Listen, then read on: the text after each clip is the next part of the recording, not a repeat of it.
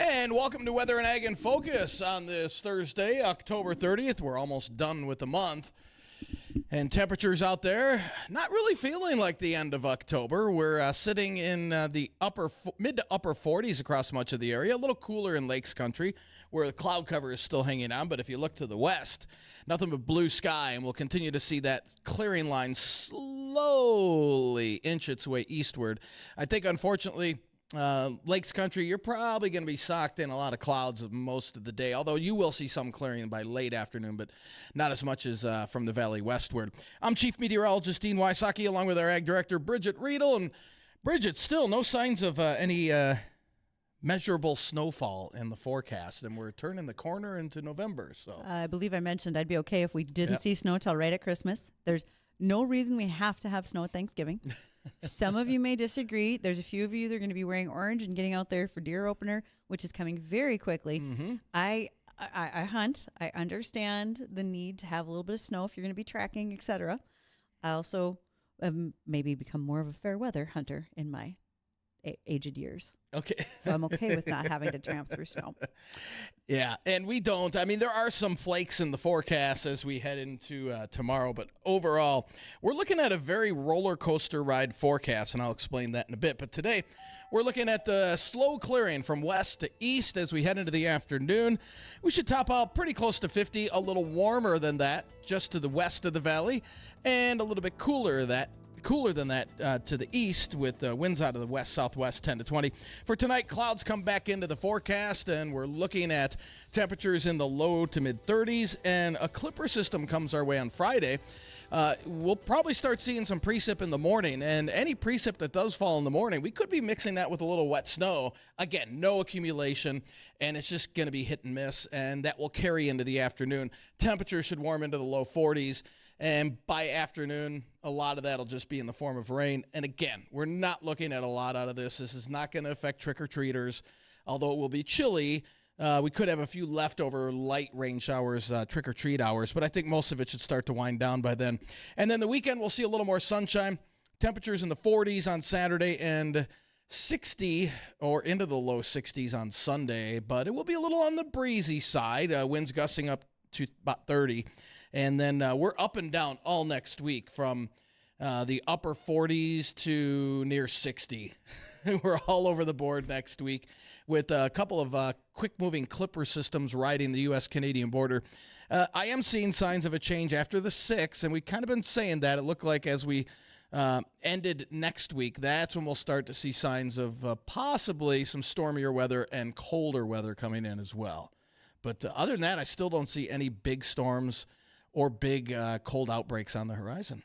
Well, we are past that point where folks have lost all their hoodies because you start out cold wearing your hoodie, then somehow it winds up in your truck, your pickup, your tractor, wherever it's at. Hope you all found them because you're going to start needing them back more frequently. Oh, yeah. And don't forget that as the weather has turned, you're going to want to start taking those into Coral Laundromat. Not only are we here at the Coral Laundromat studio today, but they're over on Veterans Boulevard, and they would be more than happy to take that armload of coats and hoodies that you've had throughout harvest, just get everything washed up and tidied for you. And if you're getting ready for hunting season and you haven't washed everything from last year, they have scentless abilities to make sure that you aren't causing disturbances when you're trying to perhaps bow hunt, etc. So keep them in mind. And I'm very excited. I've been in contact with the girls today, and that is the fact that next week, Wednesday, when we do our WDAY radio farm show, 2 of our past interns, our assistant ag directors, are coming back, Allison Smith and Jocelyn Berkland. And both girls they've been outstanding. I'm excited to have them here for a whole day. They are sponsored by Cass County Farm Bureau. And if you are curious about doing something similar, if you want to be an intern for us for a day, these students have done anything from sat in sales meetings, helped record commercials, audio clips. They have been right here on air with Dean and I doing Q&A with our guests, as well as asking questions about our stories of the day. So we'd love to have those kids back, and thank you to Cass County Farm Bureau for being the sponsor for that. Absolutely, and it's good to see our youth stepping up to the plate. I mean, bright individuals that you brought in for sure. Yes, yeah. And I've had other area ag programming say, hey, thanks for highlighting the kids. That's a great fit that gives them a little bit different seal package than they maybe haven't had before, and we're excited to have them with us for those days that they join us. If you have questions throughout the day, you can reach us on the JLA Insurance phone line, 701-293-9000. You can also send us emails. That is the Superior Grain Bin inbox. You can reach me, ag@flagfamily.com, and you can find Dean over at weather@flagfamily.com. And we appreciate the work that the folks over at Superior Grain Storage have been doing this fall. They've been busy putting bins back up, grind legs, extra dryers, all sorts of equipment's been hitting the ground as of late. So thanks to all of them and the work that they do. No doubt, no doubt. And we've got a returning familiar face on air with us today. We do. I was texting with her a little bit earlier, Dr. Emily Fox. She's with the Ashley Veterinary Clinic down in Ashley, North Dakota. I will tell you that a lot of people look forward to Emily joining us. She is so smart and straightforward in what she describes for us. It's just fun to listen. Being so smart, why does she want to have anything to do with us? She's that smart. Wow. She All wants right. to do things with us. Addison is forever in the control room going, what are they going to talk about today? Should I have eaten lunch? Right? I won't lie, I'm distracted. There are two very large planes flying over the building outside, and I don't know what they are. They're watching us. They might be. They're very large. They heard that Weather and Ag and Focus is so much fun that they should stop by. The Army's about to start paradropping on Well, us. you know what? If they land in the empty lot next door, it might wipe out a couple of those murder chickens that are forever hanging around. So I'm okay with that too. Looks like they're probably doing touch and goes. Got to thin the wildlife. Yeah. Okay. Well, when we return after the Now that we got sidetracked there. Ah, Thanks, minor. Addison. Dude, it happens to me. I was driving yesterday. I was north of Castleton, and it looked in the field like somebody's service truck was out there, and they had an entire grain tank assembly. It looks like they were going to pick that up and put it in a combine, and I just thought, I would love to stop and take a picture, but I don't think anybody over there is in a good enough mood for me to do that, so I'm just going to keep driving. Smart. Thank you. So we will be back after the American Ag Network, their livestock report. Stay tuned so we can visit with Dr. Emily Fox with the Ashley Vet Clinic.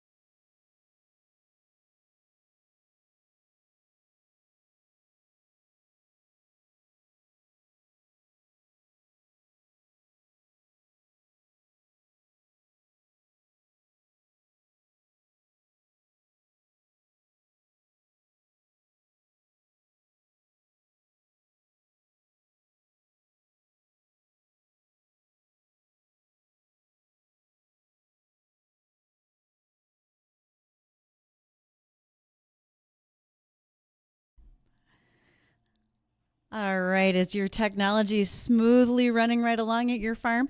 Just in the last few days, I have seen more scams and hacks, whether it has been on social media platforms like X, on Gmail accounts that are being targeted.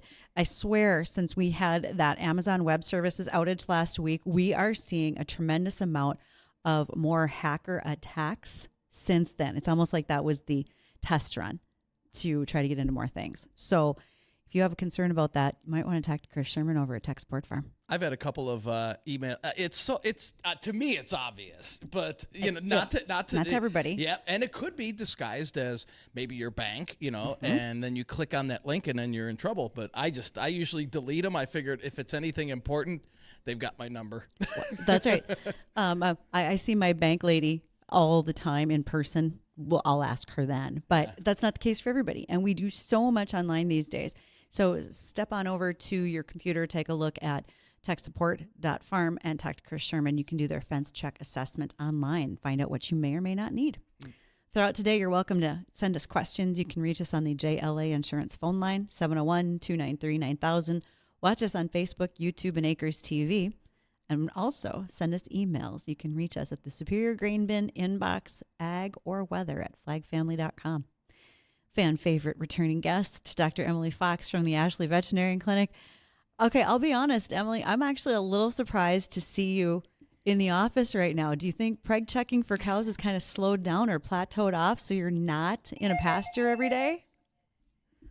No, we're still pretty busy. I'm in today, but we're still pretty busy, and we're just finishing up with what we would consider our ultrasound season with the way that we do it, and we're just starting to move into regular preg checking.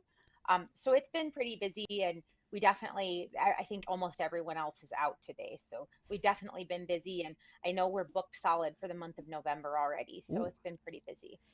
Okay, maybe this is kind of an odd question, but as you think about the cattle that you have seen going into fall, I know we've had some dry pasture, had some lower water content in our sloughs and so forth. How's the overall health of the herd that you are seeing as we get into preg checking, weaning calves, all that type of thing? We've been really fortunate here. I think we have better grass than we have the past few years. And I would say the vast majority of herds that I've seen look better than they did last year. I think we got kind of lucky right in McIntosh County. We got quite a bit of rain. I think it's a little bit of a different situation for those closer to the river. But a lot of the herds that I've done have looked really good.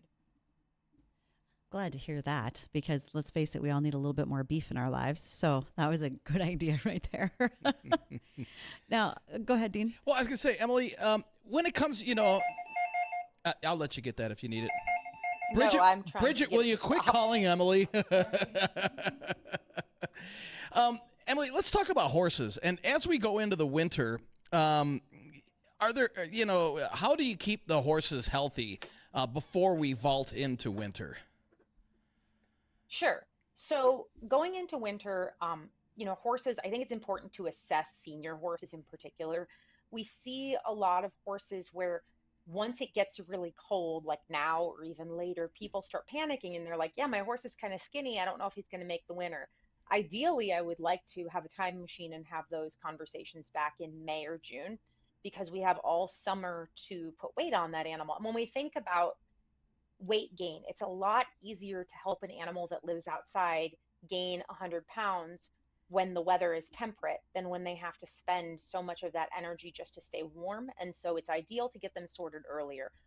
Most people don't realize, but one of the reasons that domesticated horses live so much longer than wild horses is primarily floating their teeth. So getting their teeth regularly rasped off and leveled out. It's kind of like rotating your tires. If you don't do it, they get these big kind of hooks and kind of curves.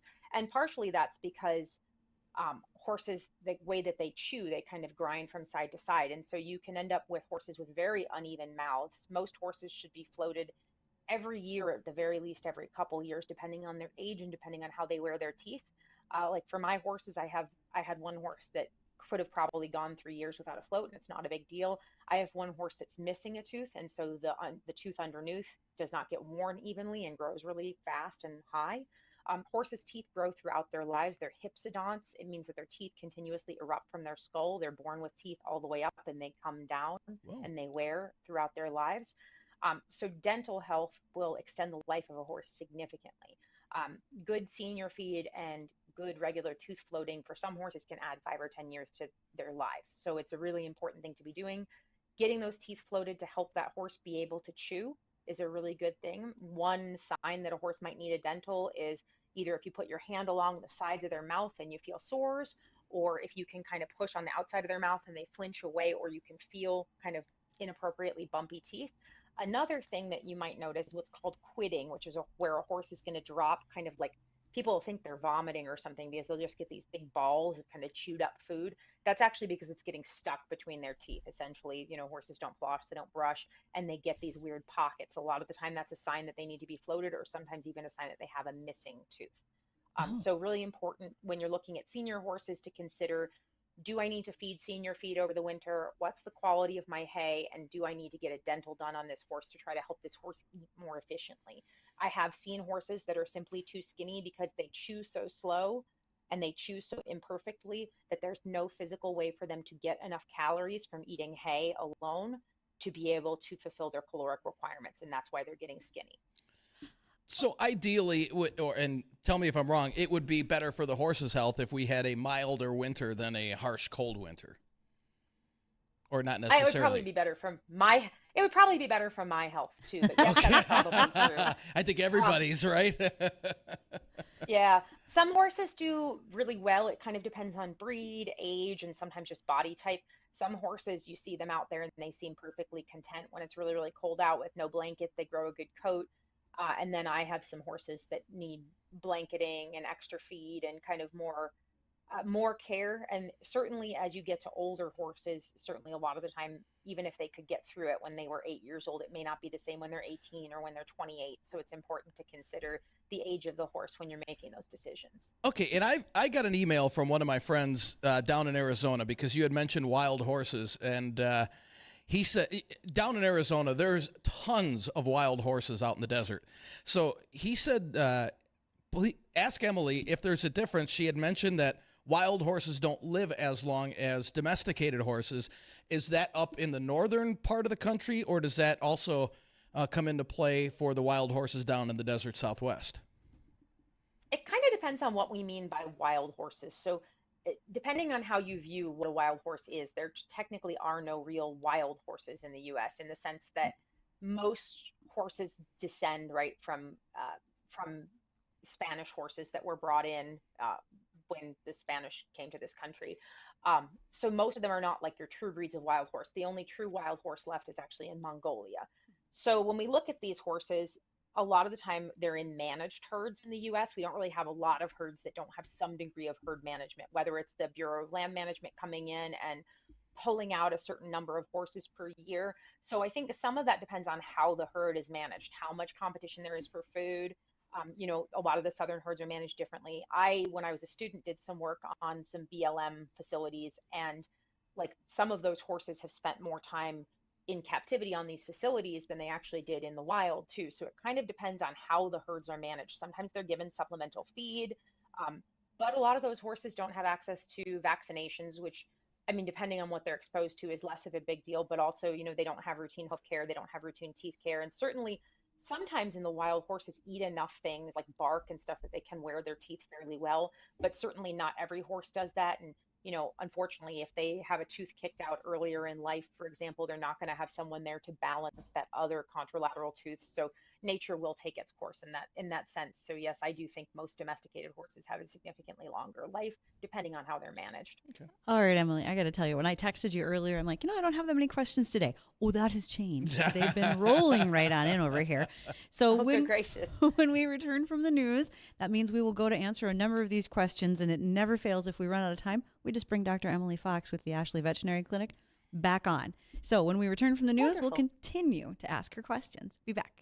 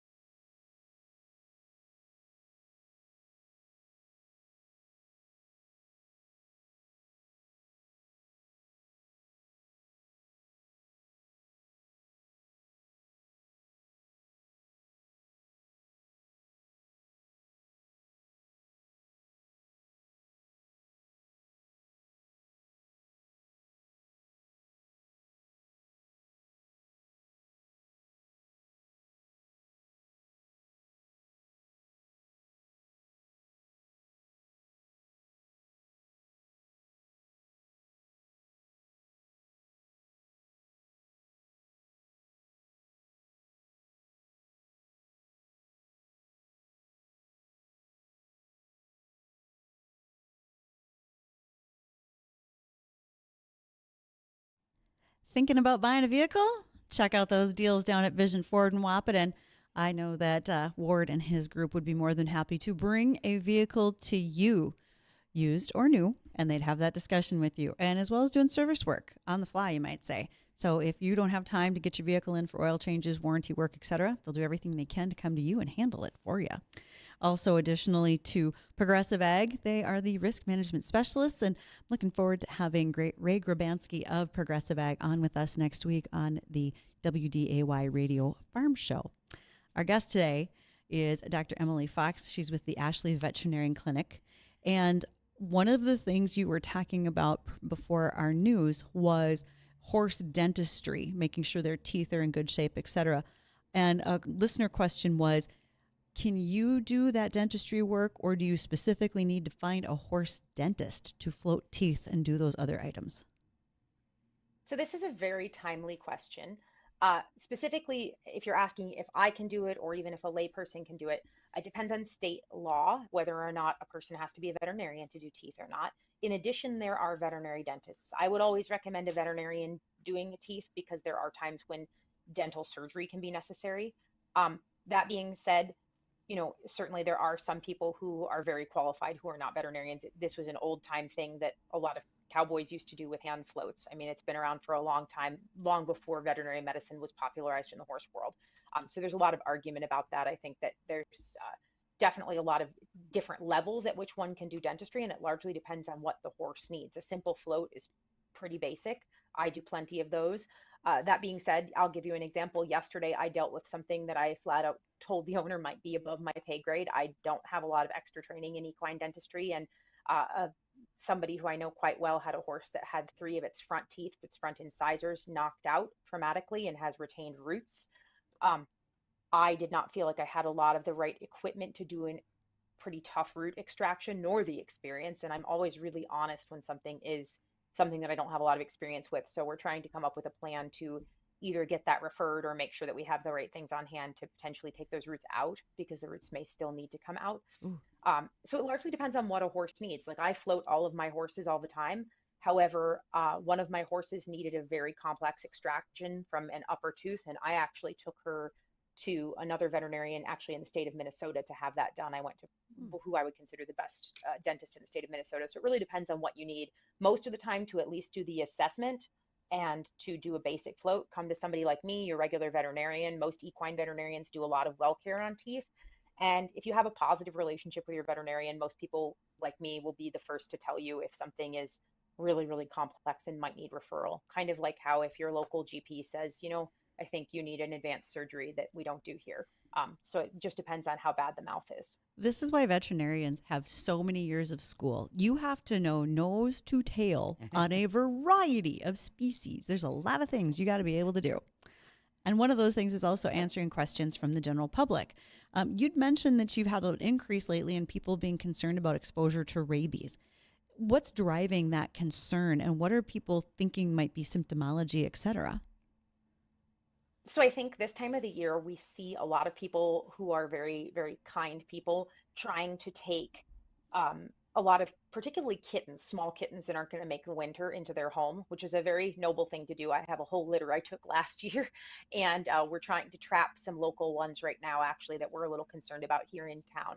But generally, when we have those kittens, sometimes they pass away of, they can have a lot of different things wrong with them, but we bring them in. And I've had a few people say, hey, this cat just kind of died on me and I've been playing with it. Its saliva has been all over me. Should I be worried about rabies? And that's a really valid concern. So this is a good time of the year to talk about it.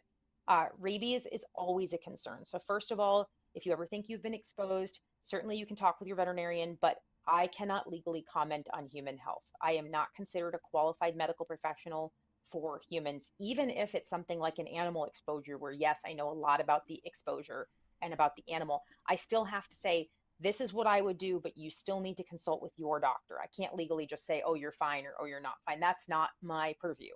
And it's not appropriate for me to do that because I'm not schooled in humans. What I will say is, generally for animals, the best thing you can do is make sure if your animal is old enough to have a rabies vaccine that it does, because this alleviates a lot of worry. The vaccine is very, very effective. Rabies is transmitted primarily through saliva. There's a few other ways, but primarily through saliva, primarily through bite wounds.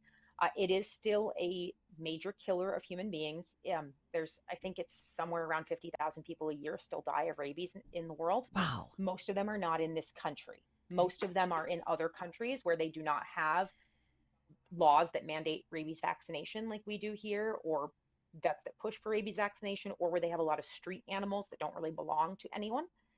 However, we do still see it in the United States.